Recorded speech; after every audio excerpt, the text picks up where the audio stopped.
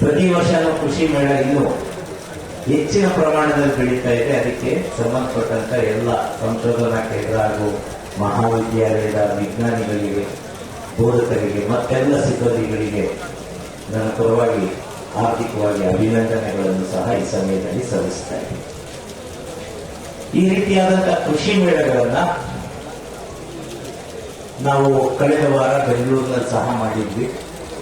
ಈ ಬಾರಿ ಅಭೂತಪೂರ್ವವಾದಂತ ರೈತರು ಹಾಗೂ ಸಾರ್ವಜನಿಕರ ಭಾಗವಹಿಸುವಿಕೆಯನ್ನು ಈ ಕೃಷಿ ಮೇಳ ನೋಡಿದೆ. ಸುಮಾರು 34 ಲಕ್ಷ ಜನ 4 ದಿನಗಳಲ್ಲಿ ಈ ಕೃಷಿ ಮೇಳದಲ್ಲಿ ಭಾಗವಹಿಸಿ ಅದರ ಲಾಭವನ್ನು ಪಡ್ಕೊಂಡಿದ್ದಾರೆ. ಮತ್ತೆ ತಮ್ಮ ಅನಿಸಿಕೆಗಳನ್ನ ಮುಕ್ತವಾಗಿ ಮಾಧ್ಯಮಗಳ ಮೂಲಕ ಮತ್ತು ಸಾಮಾಜಿಕ ಮಾಧ್ಯಮಗಳ ಮೂಲಕ ಸಹ ವ್ಯಕ್ತಪಡಿಸಿದ್ದಾರೆ.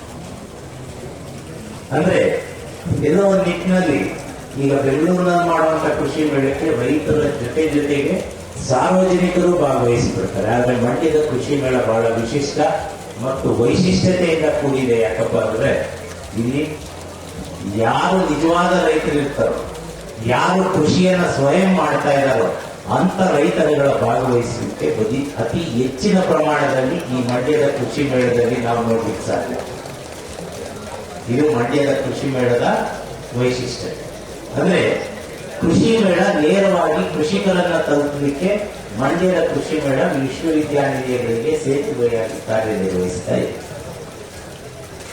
ಈ ಸಂದರ್ಭದಲ್ಲಿ ಕೃಷಿ ವಿಶ್ವವಿದ್ಯಾನಿಲಯ ನಮಗೆ ನೀವು ಎಲ್ಲ ತಿಳಿದಿರೋ ರೀತಿಯಲ್ಲಿ ಬೋಧನೆ, ಸಂಶೋಧನೆ ಮತ್ತು ವಿಸ್ತರಣಾ ಚಟುವಟಿಕೆಗಳನ್ನ ಮಾಡ್ತಾ ಇದೆ. ಬಟ್ ಅತಿ ಹೆಚ್ಚು ರೈತರಿಗೆ ಆಸಕ್ತಿ ಇರುವಂತದ್ದು ನಾವು ಮಾಡ್ತಾ ಇರುವಂತಹ ಸಂಶೋಧನೆಗಳು, ಮತ್ತೆ ಆ ಸಂಶೋಧನೆಗಳನ್ನು ರೈತರಿಗೆ ನಾವು ಯಾವ ರೀತಿ ತಲುಪಿಸ್ತಾ ಇದ್ದೀವಿ ಅನ್ನೋದ್ರ ಬಗ್ಗೆ ರೈತರಿಗೆ ಹೆಚ್ಚು ಆಸಕ್ತಿ. ಈಗ ನಿಮ್ಗೆಲ್ಲ ಗೊತ್ತಿದೆ, ಈ ಪ್ರದೇಶದಲ್ಲಿ ಬೆಳೀತಾ ಇರುವಂತಹ ಹಲವಾರು ಪ್ರಮುಖ ಬೆಳೆಗಳಾದಂತಹ ಭತ್ತ, ಕಬ್ಬು, ರಾಗಿ, ಮೆಕ್ಕೆಜೋಳ ಇನ್ನಿತರ ಬೆಳೆಗಳ ಬಗ್ಗೆ ಸಾಕಷ್ಟು ಸಂಶೋಧನೆಗಳು ನಡೀತಾ ಇದೆ. ಈಗ ಪ್ರಾತ್ಯಕ್ಷಿಕೆ ತಾಕುಗಳನ್ನು ಸಹ ನೀವು ಭೇಟಿ ನೀಡಿದ್ದೀರಾ. ಅಲ್ಲಿ ನಾವು ಕೈಗೊಂಡಿರುವಂತಹ ಹೊಸ ಸಂಶೋಧನೆಗಳ ಬಗ್ಗೆ ತಿಳ್ಕೊಂಡು ಇವತ್ತು ಹೈಬ್ರಿಡ್ ಭತ್ತದಿಂದ KRH 1 ಪ್ರಾರಂಭ ಆದಂತಹ ಆ ಒಂದು ಸಂಶೋಧನೆ ಇವತ್ತು ಹಲವಾರು ಹೈಬ್ರಿಡ್ಗಳನ್ನು ಬಿಡುಗಡೆ ಮಾಡಲಿಕ್ಕೆ ಪ್ರಾರಂಭ ಮಾಡಿದ್ವಿ. ಅದರಲ್ಲಿ ನ್ಯೂನತೆಗಳನ್ನ ಕಂಡುಹಿಡ್ಕೊಂಡು ಆ ನ್ಯೂನತೆಗಳನ್ನ ಸಂಶೋಧನೆಯ ಮೂಲಕ ನ್ಯೂನತೆಗಳನ್ನ ಪರಿಹರಿಸಿಕೊಂಡು ನಾವು ಮಾಡುವಂತ ಕೆಲಸವನ್ನ ಮಾಡ್ತಾ ಇದ್ದೇವೆ.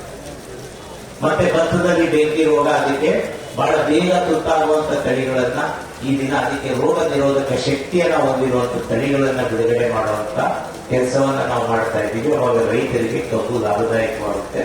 ಮತ್ತೆ ಅದರ ಮೇಲೆ ನೀವು ಬಳಸಬೇಕಾಗಿದ್ದಂತ ಸಸ್ಯ ಸಂರಕ್ಷಣಾ ಕ್ರಮಗಳನ್ನ ಕಡಿಮೆ ಮಾಡ್ಕೋಬೇಕು.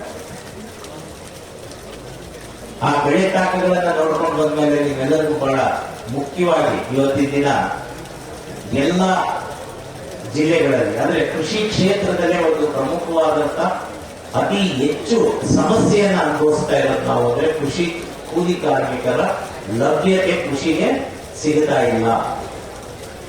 ಅಂದ್ರೆ ಕೆಲಸ ಮಾಡಕ್ಕೆ ಶಕ್ತಿ ಇರುವಂತ ಯುವಕರು ಕೃಷಿಯಿಂದ ವಿಮುಖರಾಗಿ ಇವತ್ತು ಹಳ್ಳಿಗಳಿಂದ ನಗರಗಳಿಗೆ ವಲಸೆ ಹೋಗ್ಬಿಡ್ತಾ ಇದೆ. ಇಂಥ ಸಂದರ್ಭದಲ್ಲಿ ಆದ್ರೆ ಕೃಷಿ ಯಾರನ್ನು ಕಾಯಲ್ಲ. ಆ ಸಮಯಕ್ಕೆ ಸರಿಯಾಗಿ ನಾನು ಆ ನಿರ್ವಹಣಾ ಕ್ರಮಗಳನ್ನ ಕೈಗೊಳ್ಳಿದ್ರೆ ಕೃಷಿ ಮಾಡಲಿಕ್ಕೆ ಆಗದೇ ಇಲ್ಲ. ಅಂತ ಸಂದರ್ಭದಲ್ಲಿ ನಾವೇನ್ ಮಾಡ್ಬೇಕಾಗ್ತಾ ಇದೆ? ಕೃಷಿ ಕಾರ್ಮಿಕರ ಲಭ್ಯತೆ ಇಲ್ಲ, ಆದ್ರೆ ಕೃಷಿ ಮಾಡೋದು ಅನಿವಾರ್ಯ. ಕೃಷಿ ನನ್ನ ಮೂಲಕ ಬಿಟ್ಟು ಹೋಗ್ಲಿಕ್ಕೆ ಆಗಲ್ಲ.